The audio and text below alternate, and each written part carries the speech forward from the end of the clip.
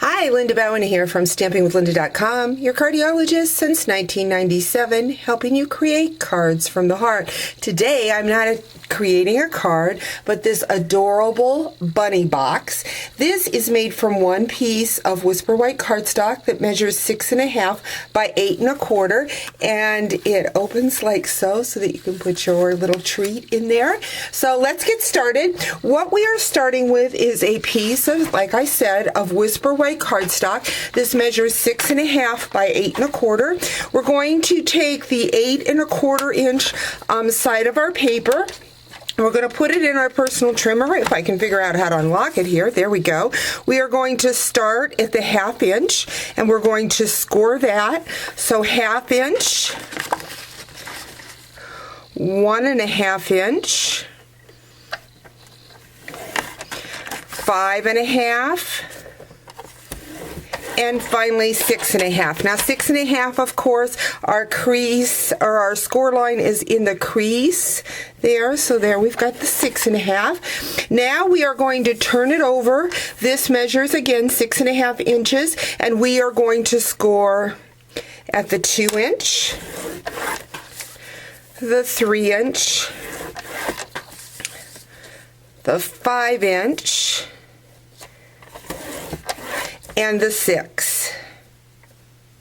Next, what we need to do is to cut our sections out, and I am just going to flip this over.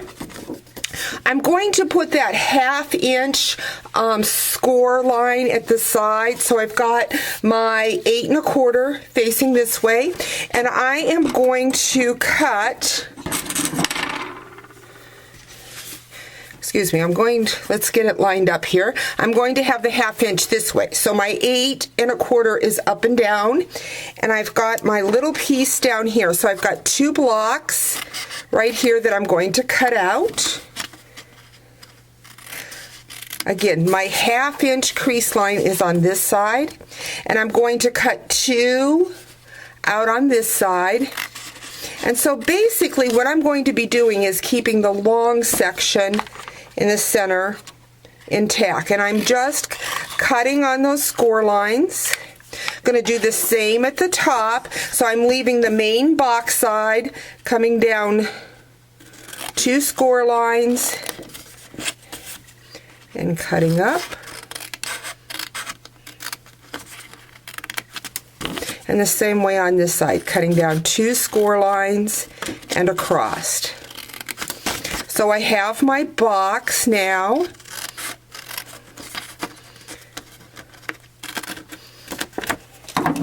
Bring in my bone folder and crease those score lines.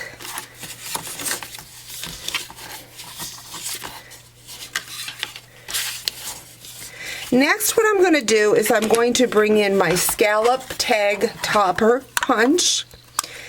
And this little flap right here, that is my bunny face. So I'm just going to put that into my tag topper and punch. Next, what I'm going to do is I'm going to run some snail along the edge. You could use fast fuse or sticky strip, either one. So here is my box. How simple is that? I'm going to go ahead and add a little adhesive along that flap just to hold the flap closed. So when I put my candy in, my candy won't go falling out. Like so. Going to bring in smoky slate, ink pad, and a sponge, and I'm just going to sponge lightly around the edge of that bunny box. Just gives it some depth, just on the corners. Oops. Let's get that tab back in there. Now I used small magnets to hold my box down like so, and I'm going to give you a suggestion. don't fight your magnet. Put your small magnet on the inside of your box, glue it down, and then put the top magnet on top and put it a little adhesive, and then glue it down. If you try to do it any other way, it fights itself back and forth. So just a quick way to do that. Going to bring in a little heart. This is from the Itty Bitty Accents collection. And I'm just going to cover up that hole from that scallop. Next, what I have is 2 scallop ovals. I'm going to use my bone folder to break those fibers. I'm going to put adhesive along those, and those become my bunny arms, like so. Some adhesive on that.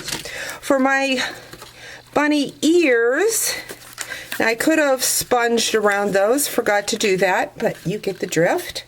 My bunny ears, I use that same oval scallop, punch them out in white, and then I use the large oval punch and use my Designer Series paper, best year ever.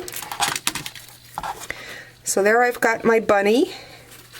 Going to add your face and your eyes. You know how to do that. But I want to show you how I did this bouquet. I just used that itty bitty punch pack, used the same pink that was in the Designer Series paper, but I'm going to bring in my paper piercing mat. Of course, I've got paper on that because I've been stamping with it, but I want to show you how to take your stylus and roll in the middle of those flowers. And what you're doing is you're breaking the fibers of that paper and giving those flowers some texture. So that's how I got those flowers to kind of pop up on my box. Now for the stems, I just used a scrap piece of old olive cardstock and my fringe scissors. My fringe scissors have been rusting all winter long, and now with spring they're out and about because the grass is popping up in Ohio, and that's an exciting thing. So next what I did was I just took glue dots and built my little flowers like so. Very quick way to add a little bouquet. Oops, didn't get a glue dot there. I also used rhinestones for the center of my flower. I'm going to add a glue dot. The glue dot's a little bit bigger than my stem, so just going to kind of fold it over and add it. And then one more stem and one more flower. Again, I used rhinestones in the center to kind of give the flower a centerpiece. You could use your candy dots if you'd like. I'm going to go ahead and bring in some rhinestones and put them in the center of those flowers just to show you how pretty they become, just with that little rhinestone. And go under with my scissors. And there you have a nice little bouquet of flowers. And I'm going to bring that bunny box back in. Thanks for joining me. Talk to you real soon.